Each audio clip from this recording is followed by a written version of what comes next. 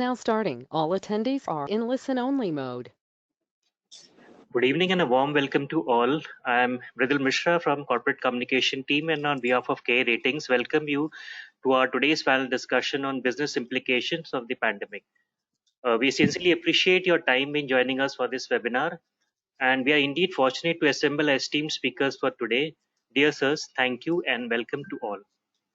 The attendees will be having a Q&A session separately at the end of the discussion. Now, may I invite Mr. Ajay Mahajan, Managing Director and CEO at Care Ratings, who would be moderating this session. Mr. Ajay has over 3 decades of experience in the banking and finance sector.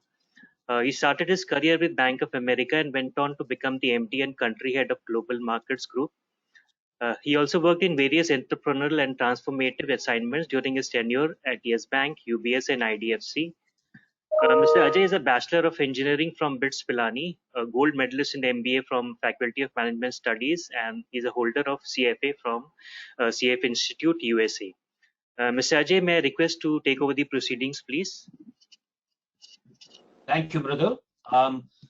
Good evening, friends. Very delighted that you all could join. And welcome to Care Ratings webinar on business implications of the pandemic. As you all know, we have been through this shutdown for over 6 weeks, with a number of firms being impacted across the sectors. The one which is operational almost fully is the banking sector, which is very critically being supported by the RBI to help revive the economy. Several big projects have gotten stuck once again, while basic infrastructure has come under pressure with absence of labor and absence of a roadmap to get back on the rails. This is why we thought we should have this webinar, which may hopefully be effective in bringing about discussion on the subject to a wider audience. We are very privileged to have with us 3 experts in their fields who actually do not require an introduction, but I shall nevertheless do the same, while welcoming them and thanking them for being here with us today. Mr. Sanjeev Chadha is the Managing Director and CEO of Bank of Baroda and has over 33 years of experience in banking, having started his career with State Bank of India in 1987. Prior to joining Bank of Baroda, Mr. Chadha was working as the Deputy Managing Director, SBI, and Managing Director and CEO of SBI Capital Markets Limited. He served in various geographical locations of SBI spread across different circles and countries, which includes being Executive Secretary to the Chairman of the SBI Group and working in SBI's Los Angeles office and being UK Regional Head as well. His areas of specialism include retail banking, corporate finance, investment banking, mergers and acquisitions, structured finance, and private equity. He is a postgraduate in history from Delhi University, having graduated from St. Stephen's College. Thank you, Mr. Chadha, for joining us.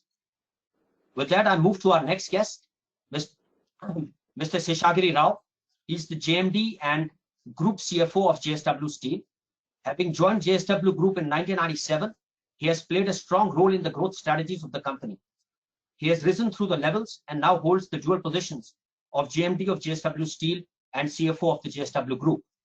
In his present capacities, Mr. Rao is responsible for the overall operations of the group, including strategic formulations related to business development, expansion of existing businesses, joint ventures, mergers, acquisitions, and cost management.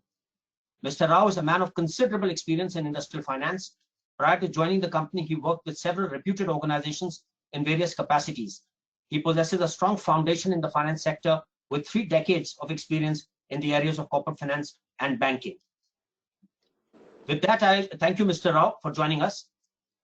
With that, I move on to our next guest, Mr. Anil Sardana. Mr. Anil Sardana is the Managing Director and CEO of Adani Transmissions Limited since May 2018. He's also worked as CEO and Managing Director of Tata Power and Managing Director and CEO of Tata Teleservices. Mr. Sardana is credited with having spearheaded the dramatic turnaround of Tata Power Delhi distribution, having achieved benchmark performance standards, including world record reduction of aggregate technical and commercial losses. Mr. Sardana has spearheaded 2 major M&As, namely with NTT Docomo of Japan and a reverse equity swap and merger to create most valuable telecom tower infrastructure company, Viome, with the highest tenancy in the industry. He has more than 40 years of experience in the infrastructure space and holds a degree of bachelor's in engineering from Delhi College of Engineering. He also holds a postgraduate degree in cost accountancy and is a postgraduate diploma in management. Thank you very much, guests, for joining us. We are truly happy that you could spare the time.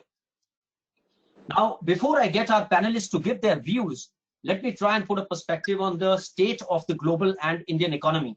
And after that, we will be very keen to hear our three distinguished and esteemed panel members.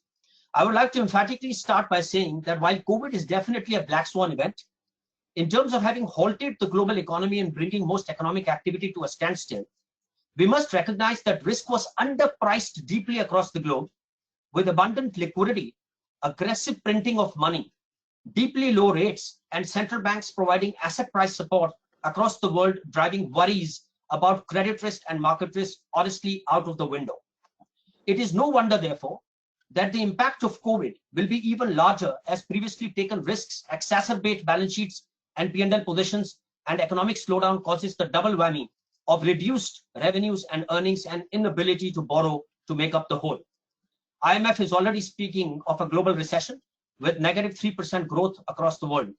India and China expected to do positive growth, but honestly, with lockdown extending and taking a fairly long time to come back to a full economic activity, it is likely that the full year projections of GDP slowly start inching towards negative territory. Stock markets obviously are turning volatile. Interest rates are down. Central banks have said that they will do all that is required, and we heard the same from Reserve Bank of India as well. Globally, about $5 trillion of fiscal stimuli has been given. Cash transfers, loan guarantees, direct lending, buyback of non-government paper, and unemployment allowances. Currencies are generally steady, with dollars the preferred currency, which typically happens in the time of crisis when safe haven flows drive USD generally upwards. How about India? What are the main issues? CARE has a number of 1.2% growth, frankly, for the rest of the year, but it is, at this moment of time, it is fair to say it's virtual no growth, and it's going to be likely propped up by agriculture, government sector, FMCG, pharma, and telecom. Services are really out. We had a PMI of 5, which is lowest in the history, showing that there is no activity. Labor migration is clearly an issue. We just sent the labor back home, or we are in the process of sending them back home. How do we get them back? There have been layoffs and salary cuts, which is painful for employees. At macro level, we see demand being affected as they will not have much spending power. Some industries will take a very long time to recover. Hospitality, airlines, tourism, media, entertainment. We are familiar with these sectors, which are going to be heavily pressured downward. The government is being looked upon to do something big in many countries. So far in India, it's been 0.8% of GDP as the relief for needy, and the most of this action is through the RBI, which has been providing liquidity and lowering rates. Here we would be keen to hear from all our three panelists on how they view this situation, where the RBI's and banks' responses are different. Can there be a problem going ahead? Lastly, at CARE, we felt weeks ago that the full year fiscal deficit will be in the region of 5.5 and 6%, or 5.5 or 6% of GDP, far above the 3.5% budgeted. We already heard on Friday when the Reserve Bank of India announced its government's borrowing program that there is an excess of 4 lakh crores of borrowing this year that the government needs to make. And what probably is worse is that 4 lakh crores is likely to be largely on account of revenue shortfall as compared to it including in it a fixed fiscal stimulus package. And that could be in addition to the 12 lakh crores of borrowings that have been announced. So it is not going to be an easy decision. Now, there is no time to be lost. States are also facing a double whammy. Their share of tax revenues from the center are dropping while their spend is going up, and their revenue collections are also dropping. So two issues really on the table. Assuming we have to move out of the lockdown, hopefully during this month, we need to decide to live with the virus and revive economic activity. How do we unwind and get back to work is one question. The second is the government must have an aggressive plan to push the economy, as private sector will take some time to follow. Now, with these initial thoughts, let me invite Mr. Chadha to give his views on how he sees the banks reacting to all these measures announced by RBI and his overall perspective of the banking landscape for times to come post-COVID. Thank you, Mr. Chadha. If we could have your comments. First of all, thank you very much to CARE Ratings, to you, Mr. Mahajan, particularly, and to Madan Samnivas, my dear friend and Chief Economist CARE. It's very valuable opportunity for me because it's becoming very difficult to meet clients, and therefore to have access to such a broad cross-section of corporates and MSMEs is a great privilege. So thank you very much again for that. I'll try to keep myself brief so that we leave enough time for questions, because I think as much as we would want to again speak a few things, I would be very keen to hear what the audience has to say. So you're right, to the extent that banks and the financial sector have possibly proved resilient, at least in the narrow sense of keeping operations going. For Bank of Baroda, if I can speak for BOB, as things stand, we have 99% of branches functioning and about 90% of our ATMs work, which is pretty much close to peak efficiency. Now we are trying to see how we can actually move to a full service, because to some extent services were limited in the lockdown period. The announcement of the red, orange, green zones has really set us off to seeing how we can be fully prepared once the lockdown is lifted. Currently, when it comes to red zones, orange and green, all our senior officials are working 100%. And in green zones, 100% of our staff are working. We also, again, in terms of business, it has not been very bad, at least in terms of the broad numbers. Over the last 8 to 10 weeks, which is the lockdown period, our credit sanctions have been 50% more than what they were in the similar period last year. Also, in terms of what other things that the bank has been trying to do to see how we can address the emerging situations, the RBI gave us the option of extending a moratorium to our clients, and we decided to make it an opt-out event, which means that everybody gets a moratorium unless somebody specifically opts out of that. And 90% of our clients have elected to use the moratorium.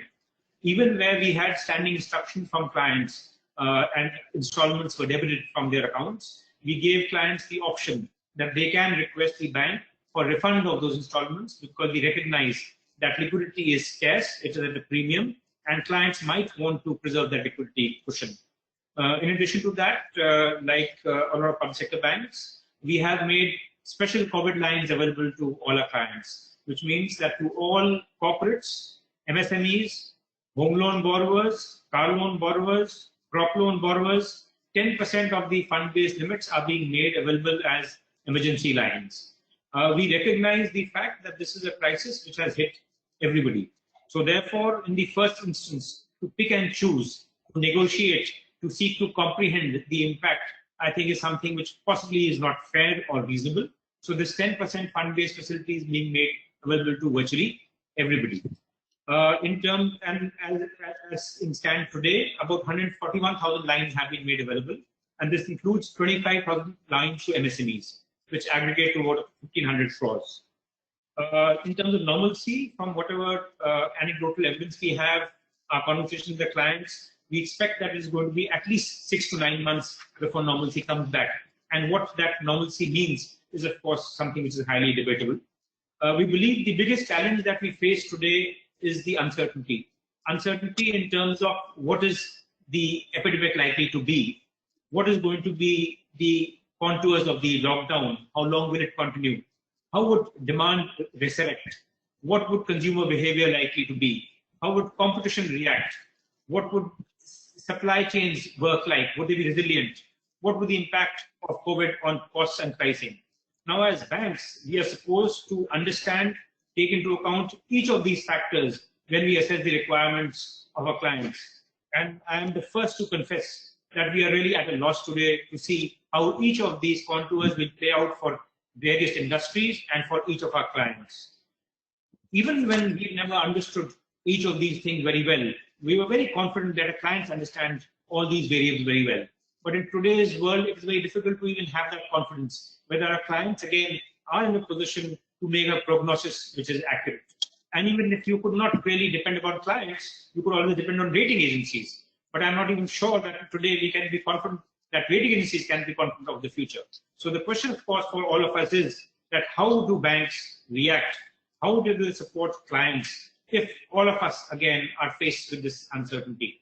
So I believe that the answer for all of us is going to be really something which is the long haul. We'll have to interact with each individual client, trying to make an assessment. And this is going to be, you might say, a two-way street.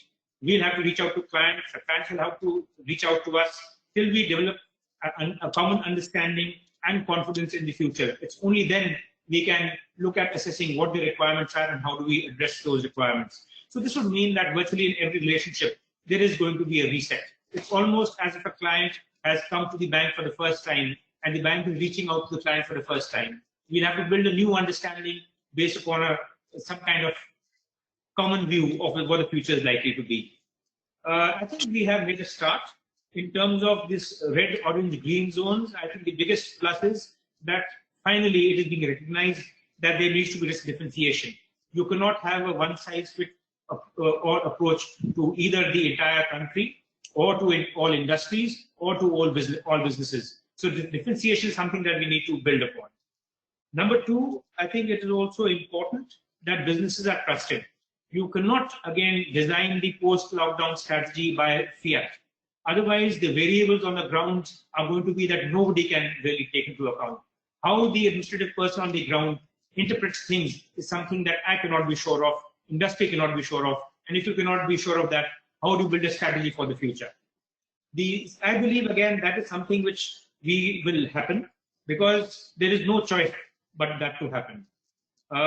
And the recent steps which have been announced by state governments when it comes to things like labor laws, even again things like you might say a slightly clumsy attempt to stop from labor returning, at least gives rise to the comfort that finally it is being recognized that industry is important, and industry is important because revenues are important.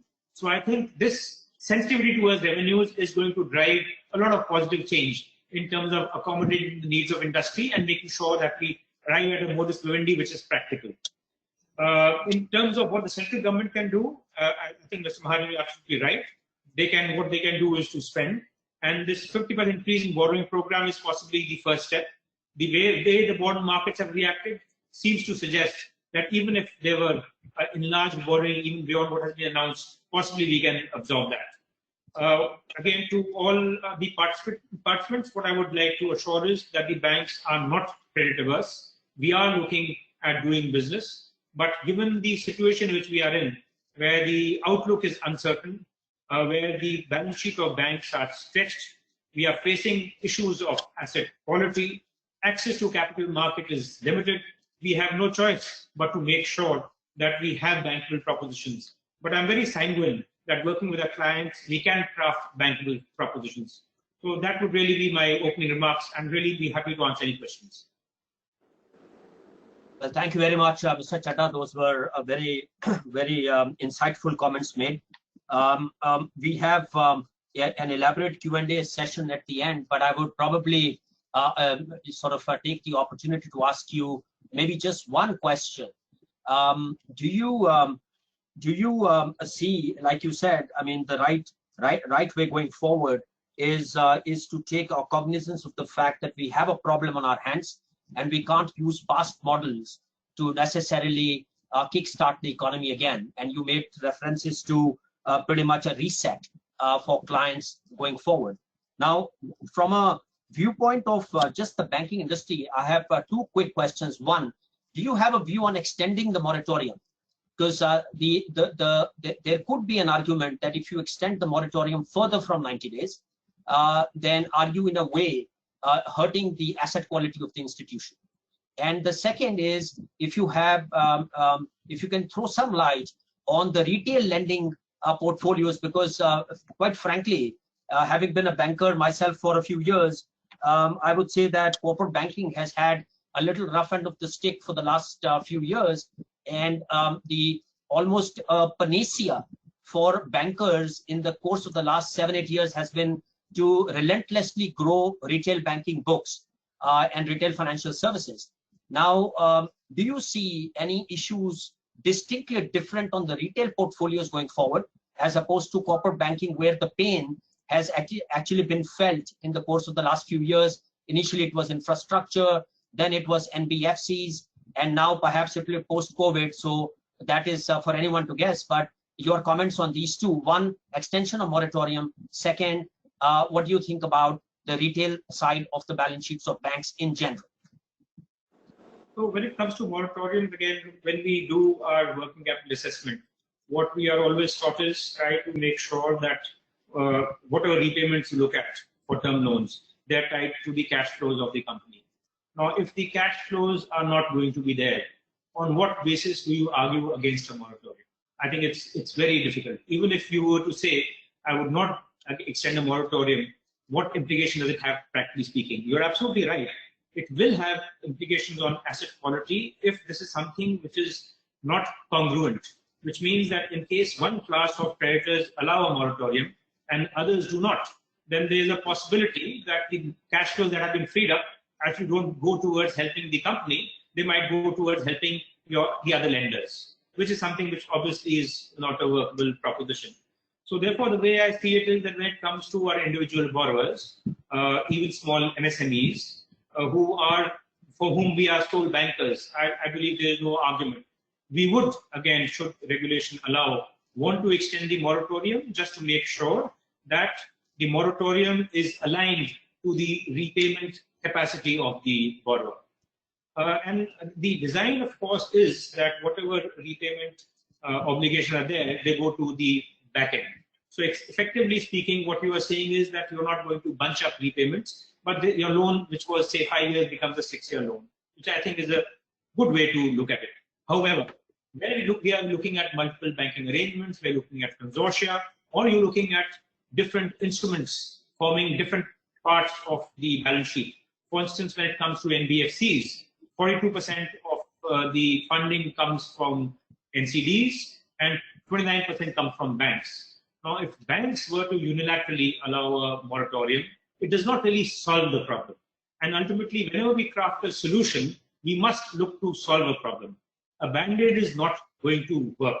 So I do understand that there could be implications for asset quality, but ultimately asset quality is dependent upon the quality of the asset.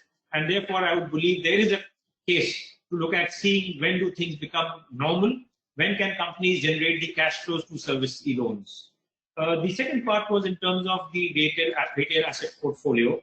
I think as a rating agency, probably you can answer the question better. But to my mind, some early signals of some stress there were surfacing even before COVID came along. And there is no doubt that this portfolio is going to be vulnerable, simply because the kind of instruments you have to craft a customized solution for a borrower are not available for retail as they are for our industrial borrowers, large corporates, MSMEs. And therefore, I think we are going to have challenges there. We would want to accommodate our borrowers, for instance, again, for our home loan and borrowers, we have said that we can make a 10% contingency line available, which can help tide over a problem. But I do recognize that when it comes to the retail book, there are stresses which are there ahead. Sure. Thank you very much, Mr. Chadha. It's time to very, very insightful comments. It's time to move on to our next panelist. I'll go in the order in which I make the introductions. I think it's now time to go down to the core sector, and growth where steel, as you know, is a quick barometer of growth. Here, let's welcome Mr. Seshagiri Rao to present his views. Over to Mr. Rao. Thank you. Good afternoon. Good afternoon to everybody. So we are going through the worst crisis of the human history. This pandemic we have not experienced in the past any time. Only parallel somebody can draw in only 1918, the Spanish flu, and also global financial crisis. Even some parallel can be drawn, even though underlying causes were different. So after this crisis came, a lot of countries reacted what to do. So if you see the responses by various countries are similar. Everybody announced shutdowns, everybody announced lockdowns. Some may be very strict, some may be some relaxing.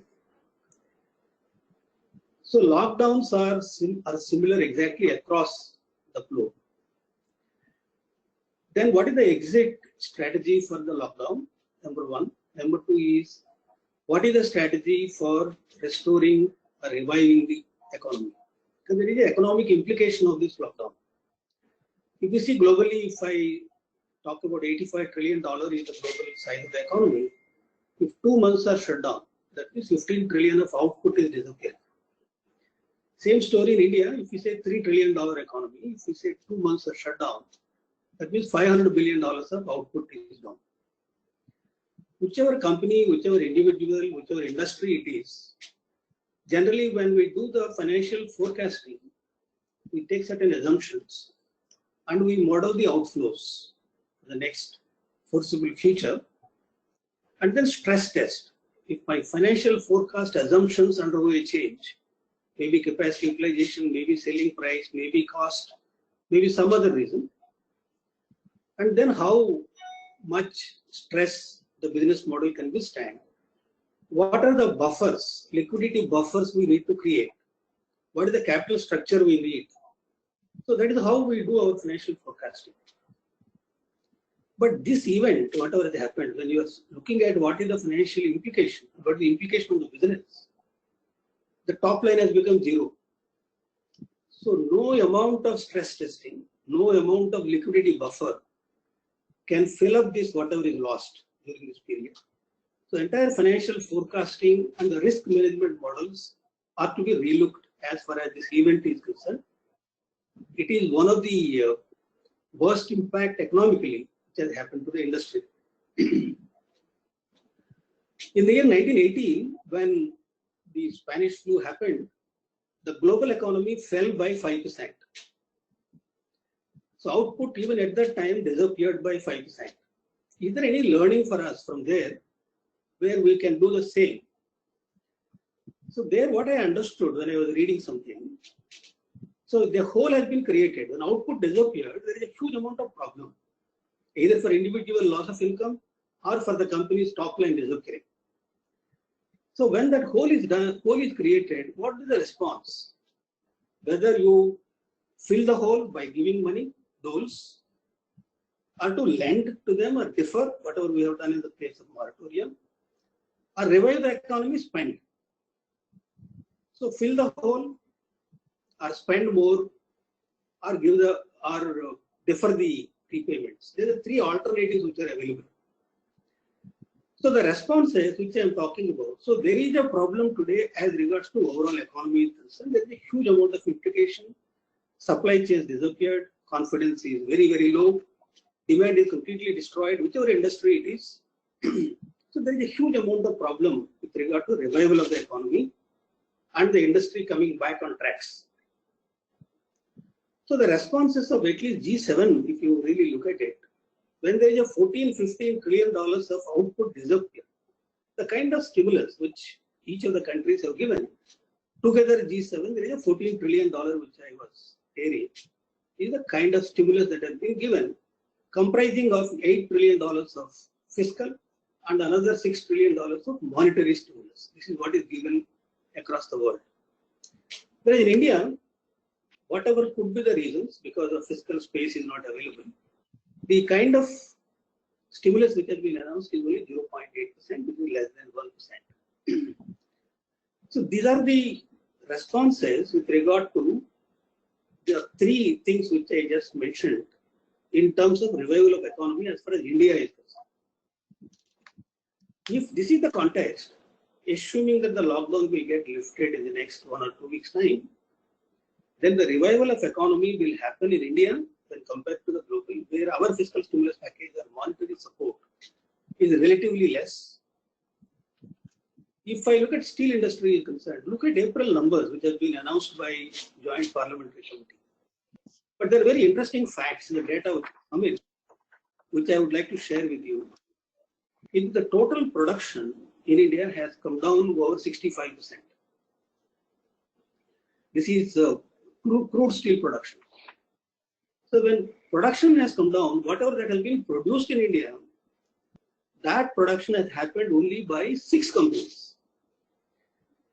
That means these 6 big companies, they could operate on an average 51% capacity utilization. Balance companies, their capacity utilization of production has fallen by 94.5%. That means 91% of the production during April 2020 was contributed by 6 companies. That could really give an idea what is happening in the secondary players, MSME players. There is a huge amount of pain. They are not able to get working capital. They are not able to get supply chain restored. They are not able to get the people. They are not able to get the migrant workers. the kind of problems which this sector is facing is huge.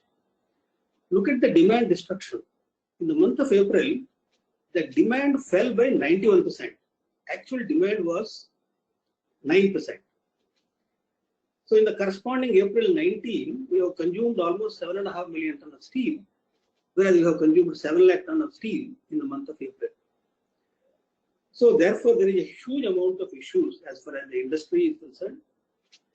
So there is hand-holding which is required either by monetary measures or fiscal measures to support during this time.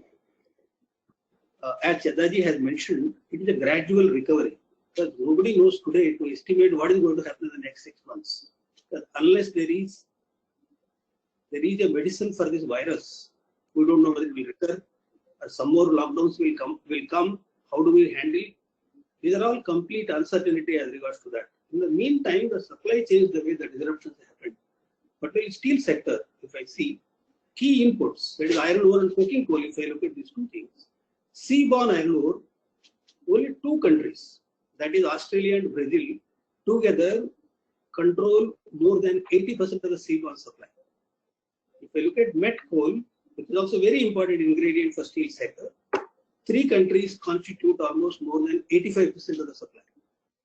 So that is the kind of concentration, like oil, concentration as far as inputs are concerned.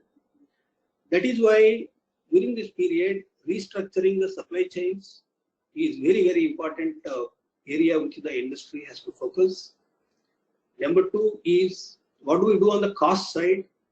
Because when it is unknown as regards to the demand, as regards to the selling prices, on the cost side, what is that one can do, either rationalization of manpower or rationalization of any other cost, or through digital tools, how we can improve efficiency and reduce the cost.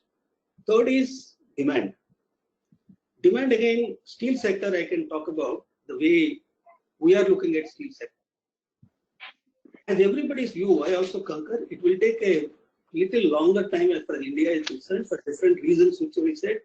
There are migrant laborers coming back, or impending monsoon in the next 1 or 2 months' time. Or third is risk aversion as regards to banking sector is concerned.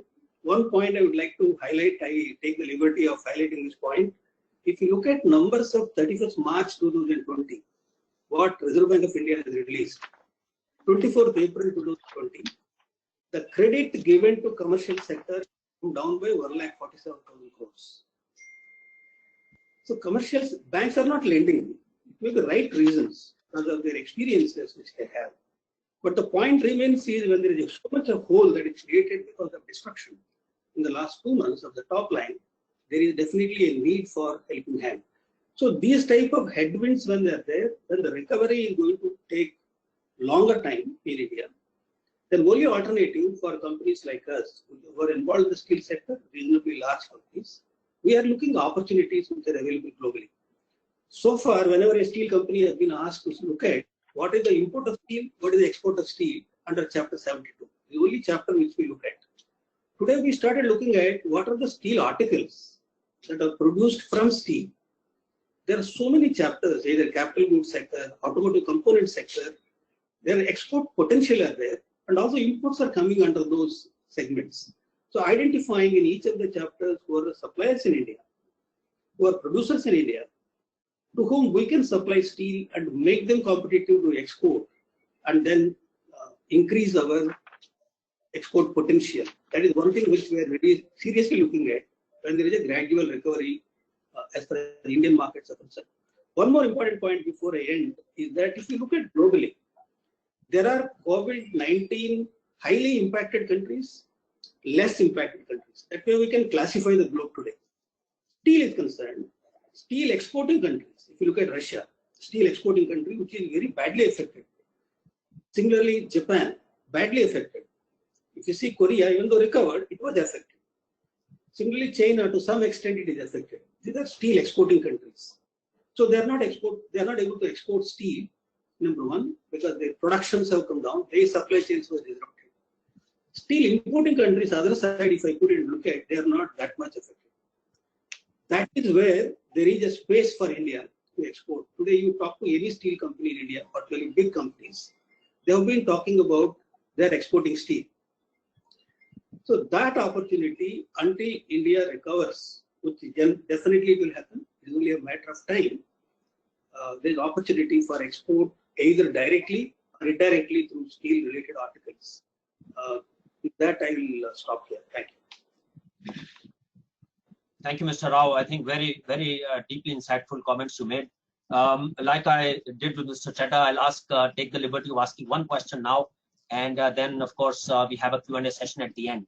I think you make a bunch of very good points about the steel industry, and when I was reflecting on this by myself, I thought that exports will hardly be a position that many industries can rely on to get their growth back, because of simply this reason that most countries across the globe, especially the large ones that can afford to import a capital goods item and a large sort of capital goods, most of those countries are now going to impose even further sort of stronger tariff policies to protect domestic industry post-COVID, as has been the case in the last few years that we have seen. But you made very interesting points about the way the industry and the COVID impact, or rather the demand and the export and import is distributed across countries versus the impact of COVID in those economies. And so may I ask you one question, that do you sense that the export potential to importing countries may get negatively impacted by tariffs and other policy barriers the politicians could create post-COVID?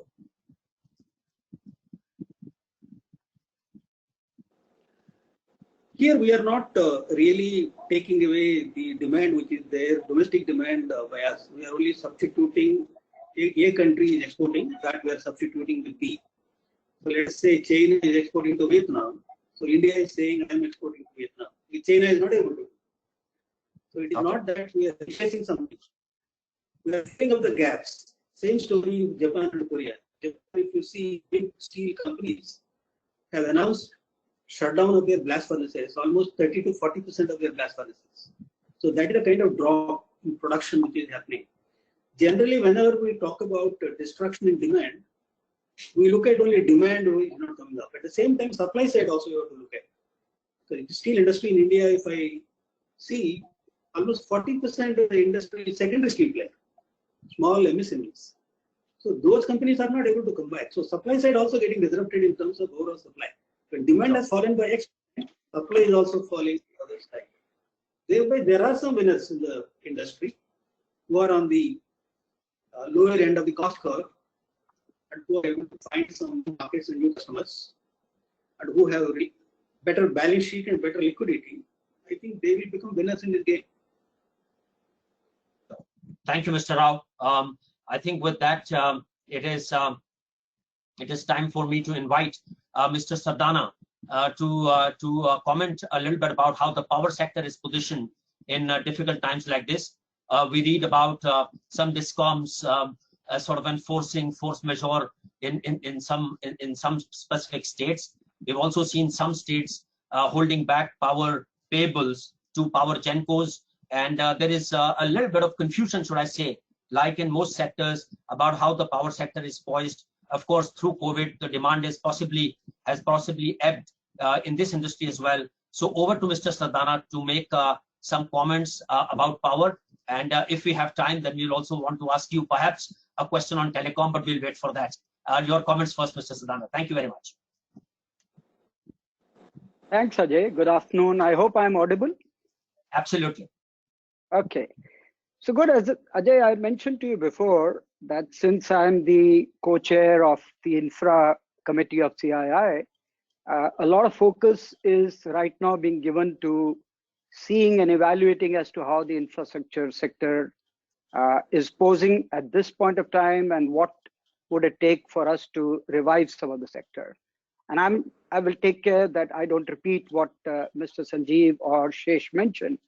I would therefore give a very quick overview on different infrastructure sectors as to how those have been shaping and what exactly is going to be the state before I give a bit deep down on the power sector. Very quickly, we divided the sectors from the GDP contribution perspective between agriculture, industry, construction, and services. Just the four, to make sure that the point that you made in the beginning, that the CARE ratings is hoping that we will have something like 0 to 2% of growth.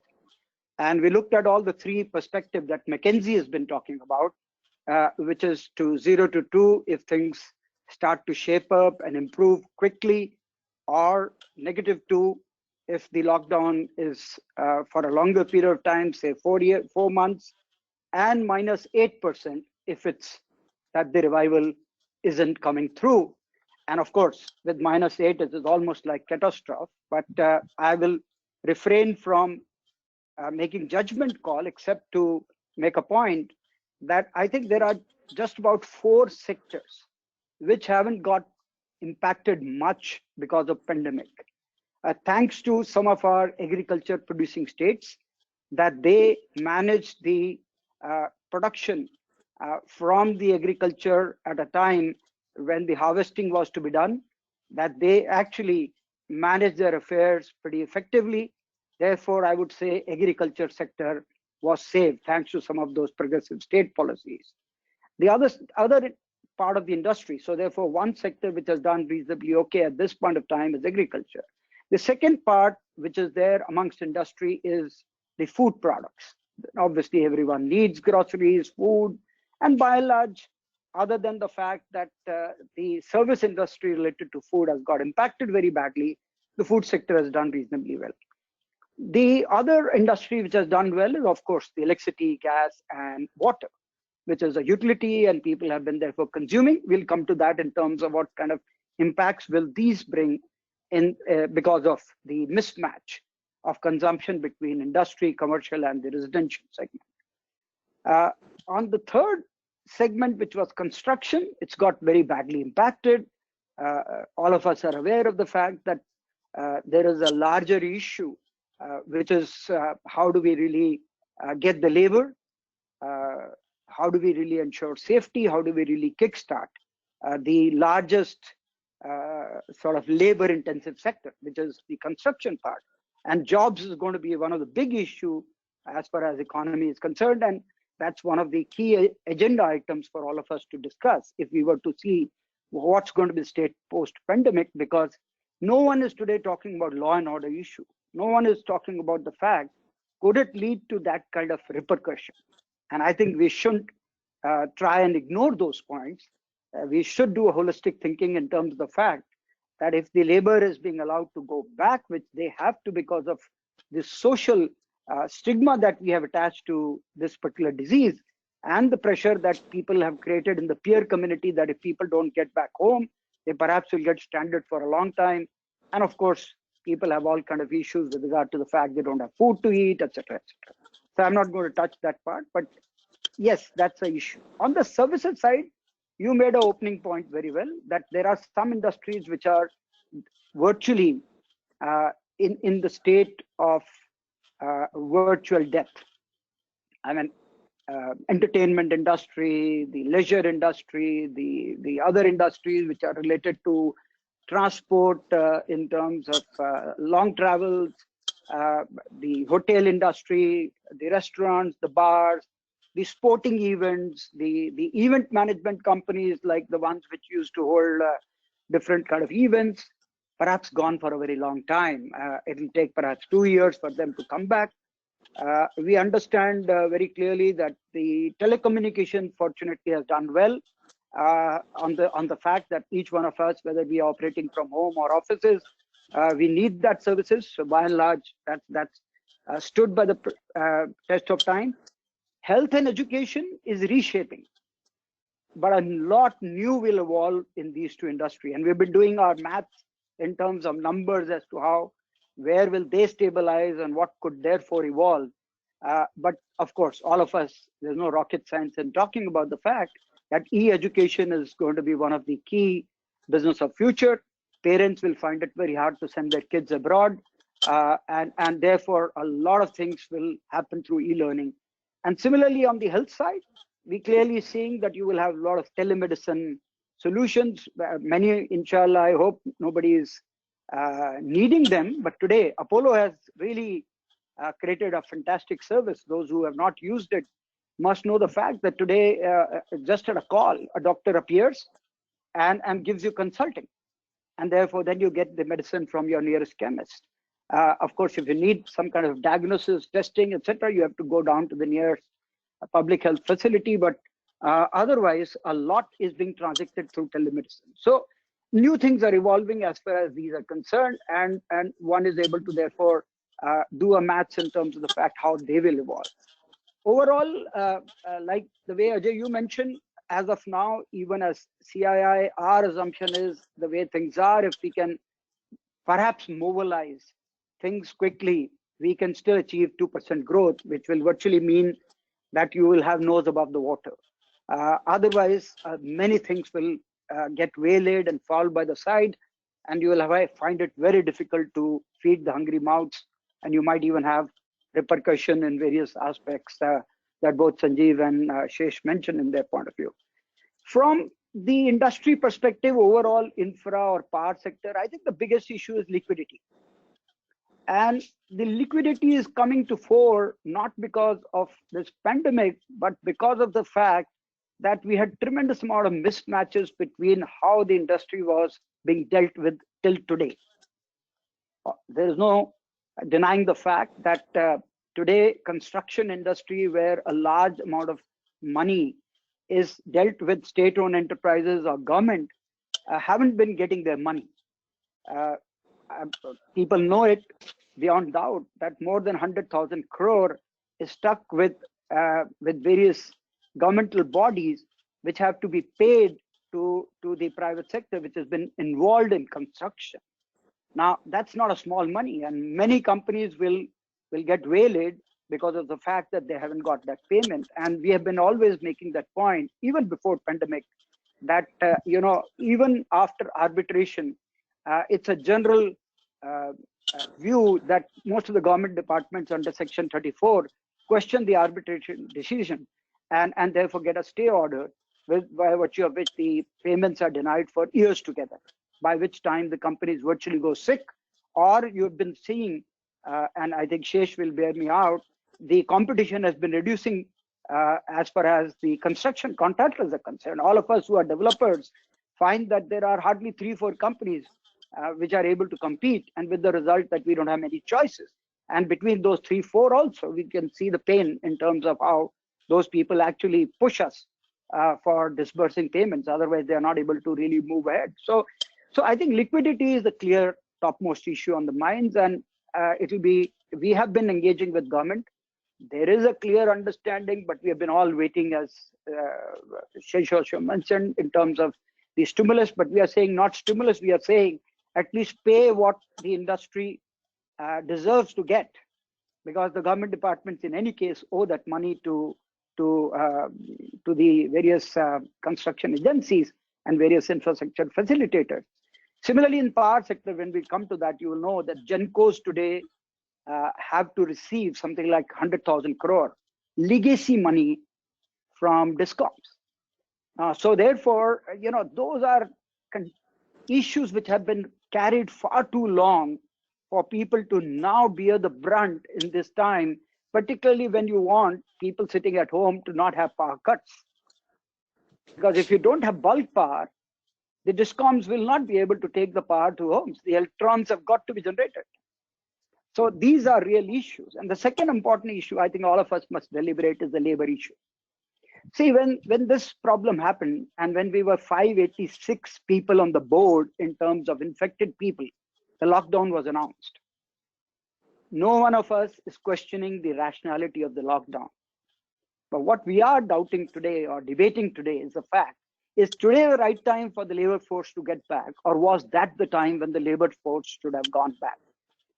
Today, the labor force, which have been dealt by a lot of industries, like for example, we had as many as 5,000 laborers at our different projects, which we were feeding, taking care, creating camps. And today, when the social pressure comes on them and they see trains starting, they all want to go back when we actually wish to take up the construction activities in full swing. So I think that's going to be the second biggest issue as to how this laborers are going to come back, especially because many of you may not be aware that during monsoon season, typically the labor will go back, because that used to be sowing season in their areas, and they will actually get added income besides whatever they would earn, because they will have that 30 to 45 days of earned income leave that they will use to actually earn that sowing income in addition to their annual income that they will get in the hinterland. So the labor issues is going to be the second biggest aspect that we will have to all deal with, and revival will be quite dependent on that, because a lot of skill industries will otherwise take a lot of lead time to train the local laborers, and it will become a bigger issue. You will see more challenges with regard to that. So that's the second point that we are all worried about, of course. The third point that we are worried about is the logistics. There are issues of the fact that till today, the interstate movement is a challenge. There are still areas where drivers are not able to come back. Now, this driver community is not a very decentralized community that's available all over. The truck drivers are known to be originating from a particular set of communities. They have all gone back. And to get them back to areas where they abandoned their trucks near ports or near industrial townships, that's becoming a big challenge. Today, therefore, there are no exports, despite the fact that some industries have production available for them to export, but they can't take the material to the cargo places, to the ports. Our ports, we are one of the largest. We have 30% of the port business in terms of market share. Our ports are full to the brim in terms of imports that are happening, because the ships are coming, we are downloading the material, but nobody is evacuating that material because there are no trucks to take them. So that's another big issue, that I think logistics is one aspect that we'll have to see as to how do we revive the economy, because that's going to be a key supply chain issue, which Sanjeev also mentioned during his point of view. The other part is in terms of benchmarking. I think we have deployed a lot of resources to understand that those of the countries which are now starting, including China, including some of the other nations which went into lockdown, like Shesh mentioned, Japan got impacted, Korea got impacted, Australia got impacted, they are beginning to start. What's working in their favor, what's not working? Can we address those issues which are not working in those countries so that we also don't learn the hard way? So a lot of effort is being done in terms of benchmarking as to what will work, what we need to set right. Okay, so that's another effort that we are trying to do, and it'll be useful for some of the members who could themselves have their parental companies across the shores to get that input and feed that to various industry associations, so that we can put that together and disseminate to all the members. That's a very critical aspect, because we don't want to learn out of the hard experience. Having stated that, let me quickly move to, conscious of time, let me quickly move to the power sector. Well, power sector in India, as we all know, is an essential service and therefore has been doing well. The generating stations are providing electrons. The transmission companies are making sure that they have used this opportunity to use the disaster management acumen, and therefore are running. For example, we are the largest private sector transmission company. We have the distribution in Mumbai. We have locked down our people in the substations. So all across India, as a part of our disaster management drill, people haven't moved out for 48 days out of the substation. Everything is inside, everything has been provided. They are safe, they feel safe. They are doing everything required inside, including cooking their food, assuming the roles and responsibility of doing all the codes, including maintaining the system. Cross-country transmission systems are being done through tech systems, and there are, of course, requirements when physically people have to move, and those, of course, we get the passes and we move. The biggest important issue that I want to bring, other than the liquidity issue, where we have been requesting Government of India to actually pay money to the DISCOMs, or on behalf of DISCOM, pay the legacy money to the GENCOs, as you are aware, that that's sort of now been fixed, and we are hoping that we will see bill discounting coming through PFCREC in the coming days. So that's 45,000 in first tranche and 45,000 in the next tranche, and that's been a major, I think, breakthrough that we could achieve along with the government, and we are trying to make sure that that works.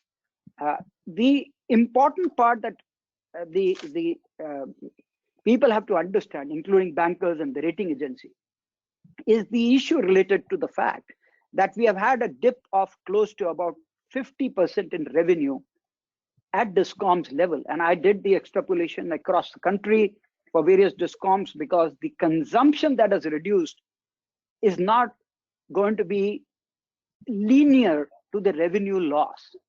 Because, you know, everyone talks about the fact that 25 to 30% dip in the demand, but that dip in demand constitutes behind the veil as 80 to 80% dip in industrial and commercial demand, and the rise in domestic demand. Now, as we all know in this country, domestic is a subsidized customer, whereas the industry and commercial is a subsidizing customer.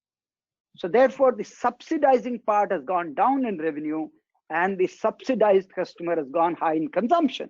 With the result, the revenue deficit that each of the DISCOM will see when they go for ARR and true up is going to be phenomenal.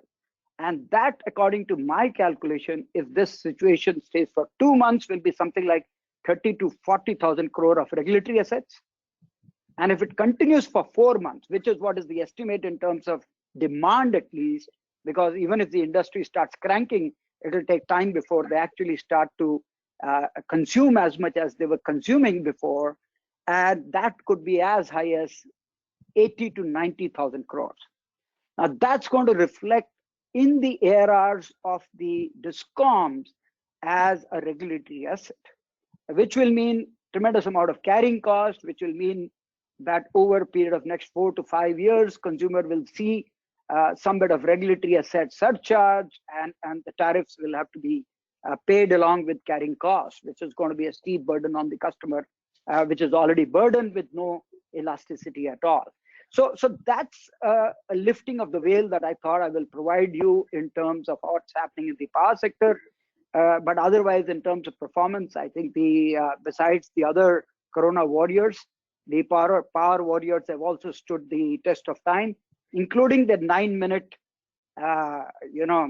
fact that where all of us, you virtually say that those 9 minutes, I think each power sector fraternity engineer did not take heartbeats, because it's never been seen that you can have 32,000 megawatt going down like this and 32,000 megawatt coming up like this at the end of 9 minutes. I think people stood that test brilliantly, and thanks to hydro, which we have stopped doing in this country, that stood us in good stead.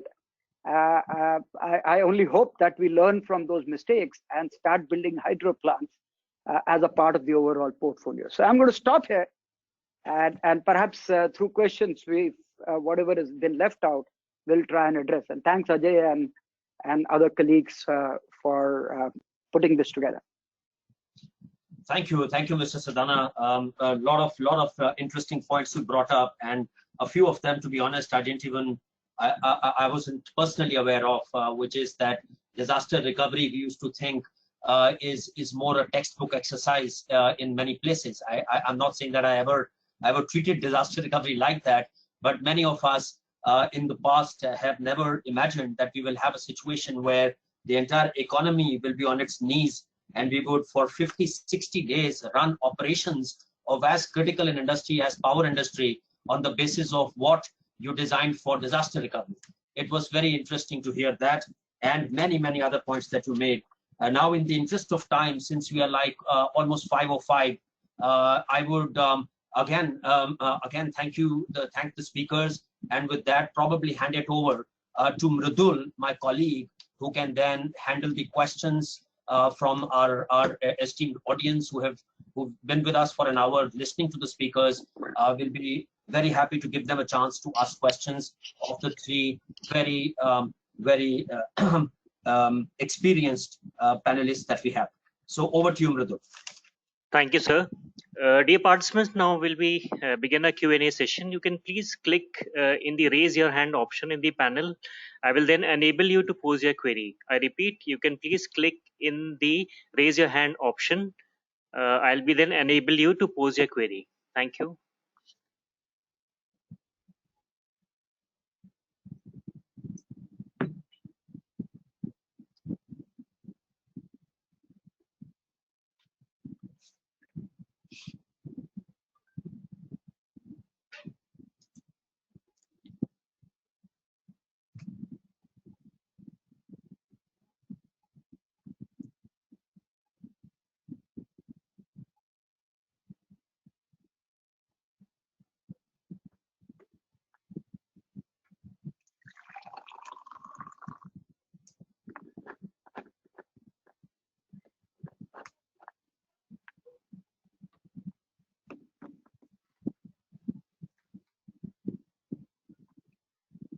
Mridul, do you have any questions?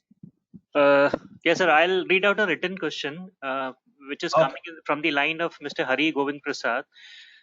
He is asking, what is your view in the past 2 decades on the SWOT analysis, which has been undertaken by individual MSMEs, large companies, sectoral wise, and governments globally, that is forced learning and assessment of self, society, and environment.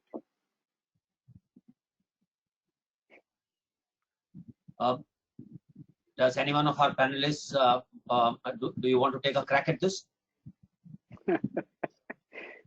It's an all-encompassing question. Yeah, I don't think so. Anyone will be privy to knowing what was the SWOT analysis done by a particular MSME and how do they really now stand against each of those. And as you said, just a few minutes before, these kind of pandemics are not something that you can envision. Though, of course, the world will be smarter now in terms of the fact that, as you rightly use the word, our disaster management drills used to be maximum 48 hours that we used to do for flood or any such stuff. We never thought that our folks will be inside a substation 48 days. That judgment obviously is fortunate because there were supplies available, people could be taken care of. It's not like a flood situation where you can't put the ration inside. Each of our substations we could create in stores facilities for maximum 7 days. You could provide that kind of stuff. But this, though, of course, fortunately those lines didn't cut off. So my personal sense is no MSME could be blamed for the fact that they would have done their SWOT and now judged the fact that that those things have stood them in terms of dealing with the current crisis. I doubt very much. Thank you, sir. Again, sir, Mr. Sardana, there's a question from the line of Mr. Umesh Garg. He's asking to you, are you positive about hydro, and elaborate some details on why? See, there are elements for power sector which have to come at a click of a button and which have to go out at a click of a button. And more so when you have sources like solar and wind, which will generate power when the sun shines or the wind blows. Most of the Western countries are blessed to have gas. So a gas turbine has that feature that you can start at a click and stop when you want. So therefore you can supplement that until, of course, the storage systems become competitive. Hydro has the biggest advantage that it has a large moment of inertia. At the same time, it can be started and stopped within seconds. And that's exactly what was done on that day, on 5th of April at 9 p.m. when the power system saw a slump of 32,000 megawatt. We had already lowered the generation and kept the frequency at a lower point so that we could sort of handle that part. We had kept the frequency at a point where we could handle the dip So as soon as the dip handle, the frequency went up because the frequency will go up as the demand is less. But the hydros could coast down very quickly, and therefore they matched. And 9 minutes later, the hydros could come up very quickly. So to me, hydros is a brilliant requirement in the system, especially in India where you don't have gas. And any amount of gas that we source from outside of India, though of course the Henry Hub continues to be at a very low number, but the cost of liquefaction and cost of regasification at the Indian coast makes it completely out of whack in terms of affordability. So therefore, my sense is hydro is a very essential element, and I'm very happy that subsequent to this event, even Ministry of Power has constituted a team to look at the possibility of promoting hydro in the next 5 to 7 years in a big way. Thank you, sir. There's one more query from Mr. Hiren Gajjar, which is directed to Mr. Chadda, sir. Is asking what percentage of your clients are availing EMI moratorium and additional working capital lines between being offered by the banks. As of now, banks are sitting on NPA of 8 to 9% of total bank credit of INR 130 to 140 trillion. These are views in the market that NPA will get increased by 400 to 500 BPS on account of pandemic aftermath. Your views on this, sir?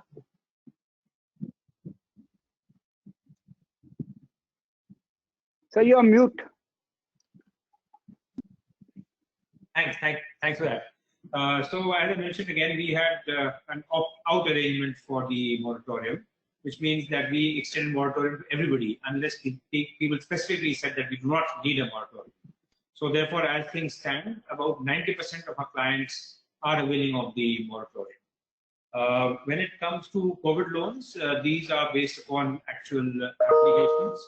And as of now, over 141,000 loans have been sanctioned, and including 25,000 to MSMEs. But this is something which is a work in progress.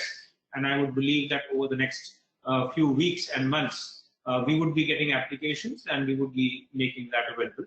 Here also, it is largely an automatic process where unless, again, there are some peculiar vulnerabilities to an account, this is something that we are making available across the board.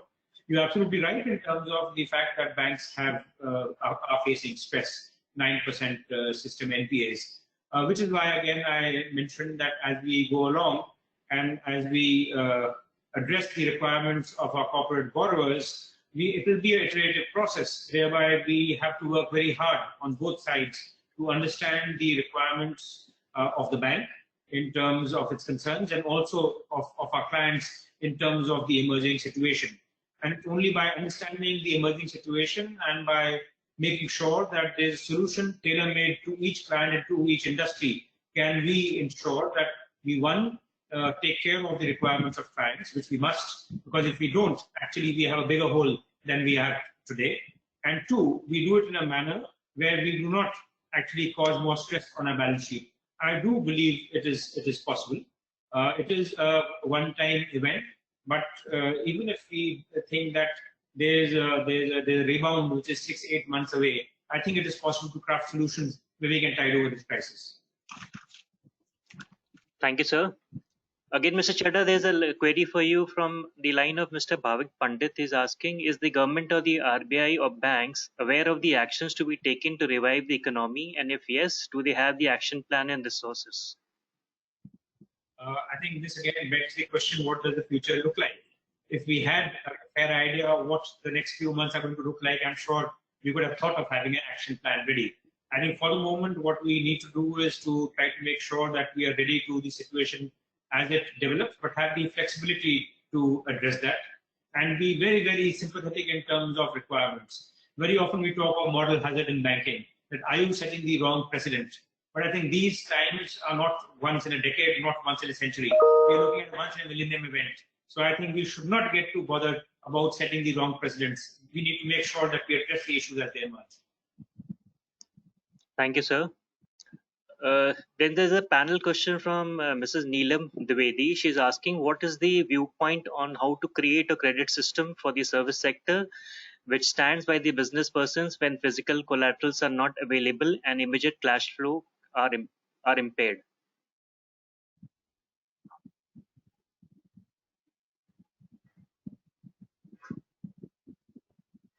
Mr. Chadha from Bangalore, can you take that? Yeah. I just again attempt to answer it in a partial and incomplete way. The fact of the matter is that, well, everybody looks at softer options. And for banks, again, the soft option was to look at hard assets, businesses that you can understand, and that's what we have been doing for the past many years. But I think now, again, as you might say, there is a reboot of all sectors. I think this is a very good idea to, again, be able to assess the resilience of service sectors, how they behave under stress, and what it takes to revive them. And I think we'll be in a better place to assess that. But I think we have an incomplete answer as things stand. Banks simply are not equipped to do that properly for the moment.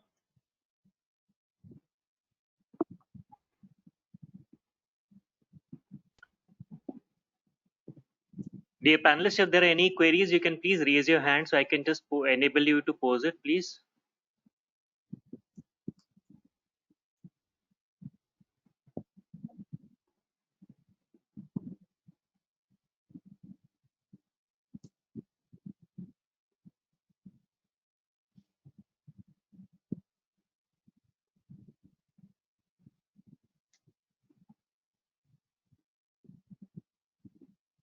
So there's a query from Mr. Sardana from the line of Hari Gobind Prasad. He's asking, natural resources, petroleum, minerals are exploited a lot.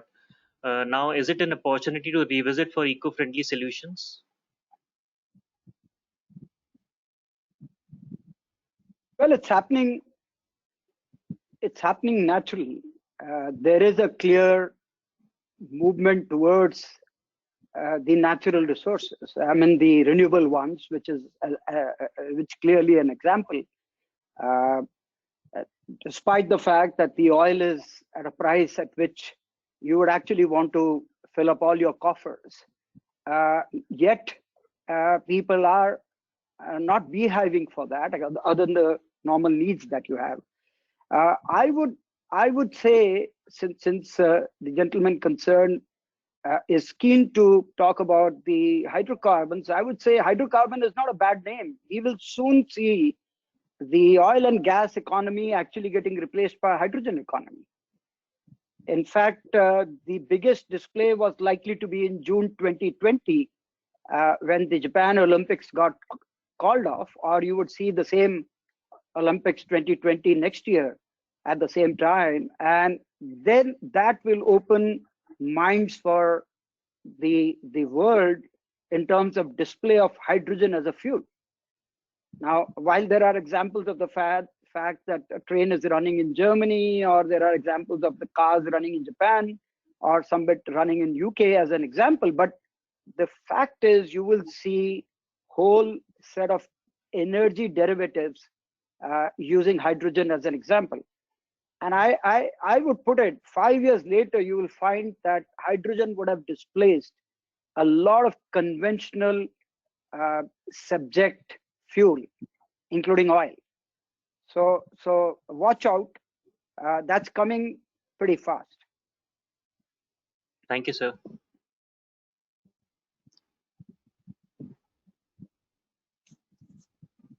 Radul, if there are no more questions, then should we bring the seminar to a close? Sure, sir. We are running short of time also. So probably that was the last question taken up for the day, sir. Okay. All right. So I think with no, I want to really deeply thank our panel members, Mr. Rao, Mr. Chadha, Mr. Sardana. Thank you for making the time and making some very insightful comments. I personally gained a lot of learning through this, and I'm very hopeful that our clients and other audience members were able to gain from all the wisdom shared. It is indeed a very challenging time, and as the panel said, and we all agree, that we have to continue to look to the future as to how this whole thing rolls out further. But it is good to hear the progress that industry has made so far, and we keep hopeful that we still end up doing 0 to 2% as opposed to a doomsday of -8%. So thank you very much again. Absolutely. Really appreciate your joining us. Thank you so much. Thank you. Thank you, Ajay. Thank you. Thank you. Thank you.